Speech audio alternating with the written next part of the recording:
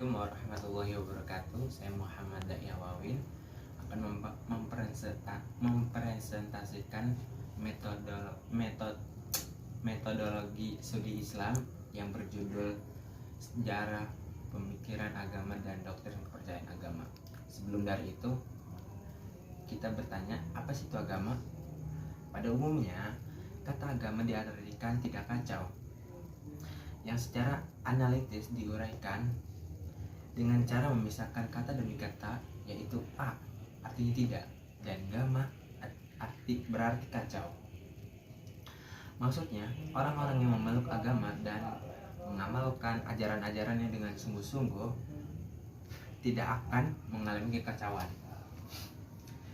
Dan secara terminologi, menurut sebagian orang, agama sebuah fenomena yang sulit didefinisikan. Menurut Will Smith mengatakan tidak berlebihan jika kita bahwa hingga saat ini belum ada definisi agama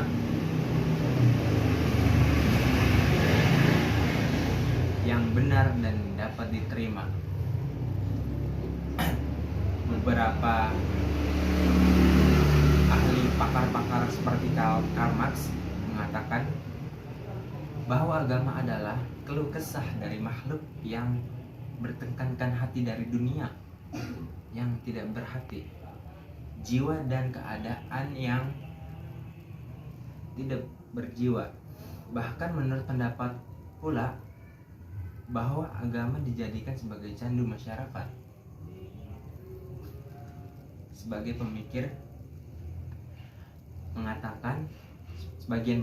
mengatakan bahwa apa saja yang memiliki tiga ciri khas di bawah ini tersebut sebagai agama. Nomor 1, keyakinan bahwa di balik alam materi ini ada alam yang lain. Jadi setelah kehidupan dunia, mereka percaya itu kayak ada kehidupan lainnya seperti alam barzah, alam akhirat intinya. Kedua, penciptaan alam memiliki tujuan. Jadi Allah itu menciptakan langit dan bumi dan beserta isinya itu memiliki tujuan, yaitu tujuannya untuk beribadah kepada Tuhan yang Maha Esa.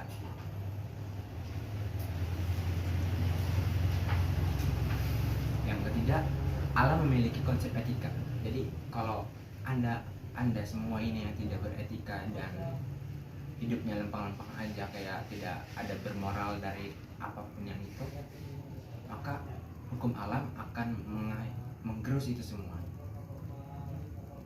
Kalau tidak ada etika, manusia yang di dunia ini akan bertumpah darah dalam peperangan.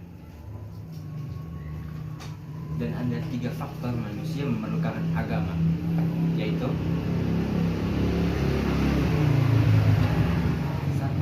Faktor kondisi manusia. Kondisi manusia terdiri dari beberapa unsur, yaitu unsur jasmani dan unsur rohani. Untuk menumbuhkan dan mengembangkan kedua unsur tersebut harus mendapat perhatian khusus yang seimbang. Unsur jasmani membutuhkan pemenuhan yang bersifat fisik jasmaniyah. Yang kedua, faktor status manusia. Status manusia adalah makhluk ciptaan Allah yang paling sempurna. Jika dibandingkan dengan makhluk yang lain, Allah menciptakan manusia lengkap dengan berbagai kesempurnaan, yaitu kesempurnaan akal pikiran, kemuliaan, dan berbagai kelebihan yang lainnya. Dalam segi rohani manusia memiliki aspek rohani yang kompleks. Yang terakhir, faktor struktur dan dasar kepribadian. Dalam teori psikoanalisis, Sigmund Freud membagi struktur kepribadian manusia dengan 3 bagian, yaitu satu aspek das S, yaitu aspek biologis. Aspek ini merupakan sistem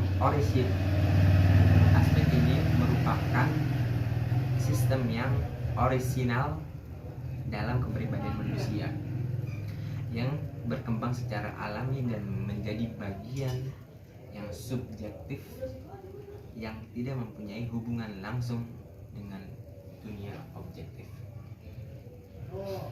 Yang kedua, aspek das Ich, yaitu aspek psikis yang timbul karena kebutuhan organisme untuk hubungan baik dengan dunia nyata. Yang terakhir, aspek das Über-Ich, aspek sosiologis yang mewakili nilai-nilai tradisional serta cita-cita masyarakat. Fungsi agama dalam kehidupan. Agama mempunyai peraturan yang mutlak, berlaku bagi segenap manusia dan bangsa dalam semua tempat dan waktu, yang dibuat oleh Sang Pencipta alam semesta, sehingga peraturan dibuatnya betul-betul adil. Jadi kebenaran itu hanya di langit, dunia hanya palsu. Secara terperinci, agama memiliki peranan yang bisa dilihat dari aspek keagamaan religius dan kejiwaan psikologis dan kemasyarakatan sosiologis, hakikat kemanusiaan human nature, asal-usul antropologis, dan moral etis. Fungsi agama juga sebagai pencapai tujuan leluhur manusia di dunia ini, yaitu cita-cita manusia yang mendapatkan kesejahteraan lahir dan batin sesuai dengan yang tertera dalam Al-Quran surat Toha ayat 117 sampai 119, yang artinya, maka kami berkata, hai Adam, sesungguhnya ini iblis adalah musuh bagimu dan bagi istrimu, maka sekali janganlah sampai ia mengeluarkan kamu berdua dari surga. Dia menyebabkan kamu menjadi celaka. Sesungguhnya kamu tidak kelaparan di dalamnya dan tidak akan telanjang, dan sesungguhnya kamu tidak akan merasa dahaga dan tidak pula yang ditimpa panas matahari di dalamnya. Selanjutnya yaitu doktrin kepercayaan agama.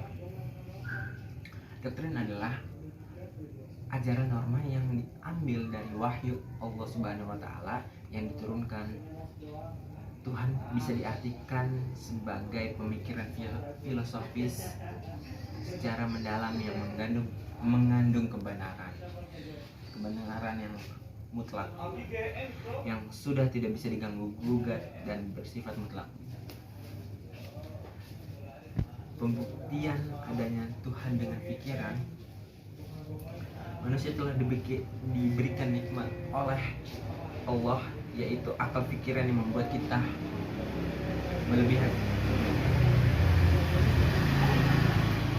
melebihi makhluk-makhluk yang lain yang ada di muka bumi ini. Dengan pikiran, manusia dapat mencapai kemajuan yang besar. Terkadang manusia tidak hanya puas dengan perubahan-perubahan yang ada, tetapi mencari kemajuan nilai-nilai kerohanian yang pegangan hidup manusia. Itu sesuai dengan surat ayat Al-Imran ayat 190 sampai 191 yang dalam mengandung visi dengan pikiran kritis untuk mendapatkan dalam hal hidup itu harus kritis, karena kalau tidak kritis maka Anda akan tersapu oleh tsunami yang ada di jalan-jalan sosial ini. Kesimpulannya, pastinya wujud Tuhan sama dengan kepastian 2 tambah 4 sama dengan 2 tambah 2 sama dengan 4. Artinya sudah mutlak dan tidak bisa diganggu gugat lagi.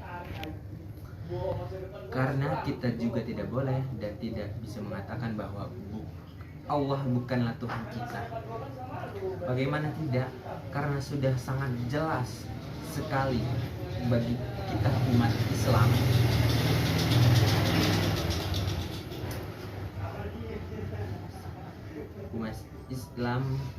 kebenaran Tuhan pun adanya.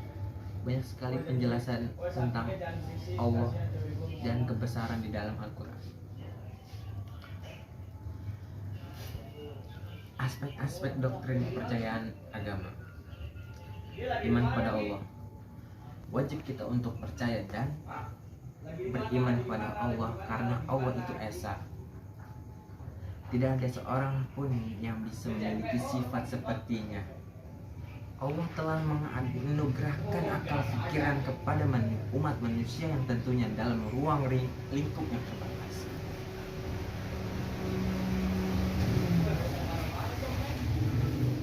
Yang maksudnya, jika ada masalah yang tidak bisa diselesaikan oleh akal pikiran, maka masih ada cara lain menyelesaikannya, yaitu dengan zat Allah. Quran surat Al-An'am.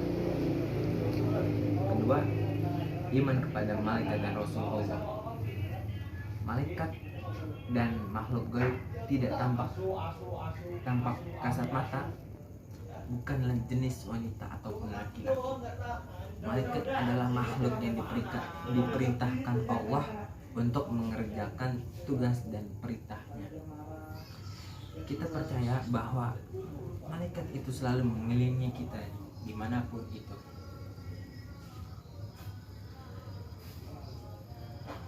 Dia selalu mengetahui tingkah laku kita. Karena malaikat adalah makhluk pilihan Allah yang tidak berbuat dosa dan tidak pernah membantah perintah dari Allah. Karena malaikat itu juga tidak mempunyai hawa nafsu. Jadi malaikat itu diciptakan oleh Allah dengan cahaya dan tidak ada hawa nafsu di malaikat.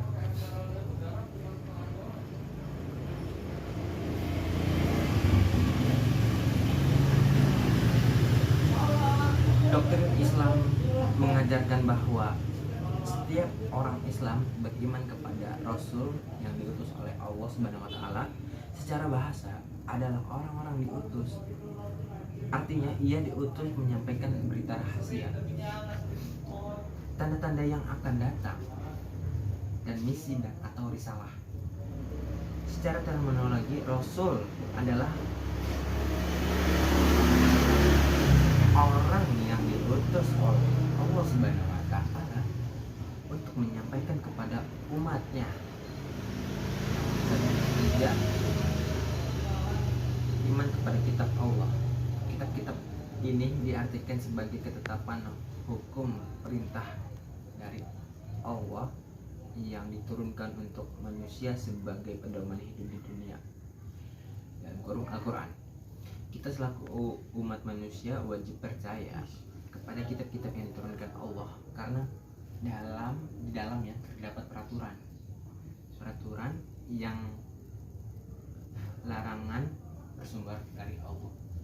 Jadi semua Al-Quran itu mengajarkan takwa, jadi menjalankan perintah Allah dan